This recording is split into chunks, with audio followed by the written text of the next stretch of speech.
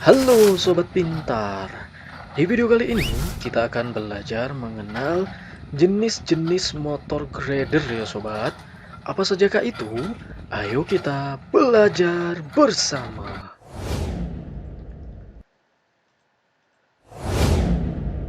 Motor grader adalah peralatan pemindah tanah yang digunakan untuk membuat permukaan menjadi rata sehingga memudahkan proses pembangunan proyek. Motor grader terdiri dari 5 jenis ya sobat. Yang pertama, large motor graders. Motor grader besar sering disebut juga sebagai motor grader berat. Truk ini digunakan untuk proyek skala besar seperti pertambangan dan pembangunan kompleks perumahan besar. Bangunan tempat tinggal seperti kondominium dan bangunan komersial lainnya. Disebut sebagai motor grader berat karena secara ukuran juga lebih besar dibandingkan grader lainnya, sehingga membuat operator harus bergerak ekstra untuk dapat memasuki kabin. Yang kedua, small graders. Sesuai dengan namanya, truk perata jalan yang satu ini memang berukuran mini dan memiliki daya paling kecil. Truk ini juga memiliki bilah yang paling pendek dibandingkan dengan tipe grader lainnya. Ini cukup untuk proyek skala kecil yang tidak memerlukan daya yang sangat tinggi atau jangkauan yang lebih luas. Keuntungan paling signifikan dari motor grader kecil adalah kemampuan manuvernya, terutama di ruang sempit.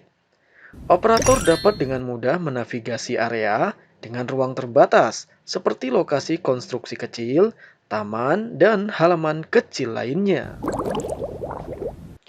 Yang ketiga, medium motor graders.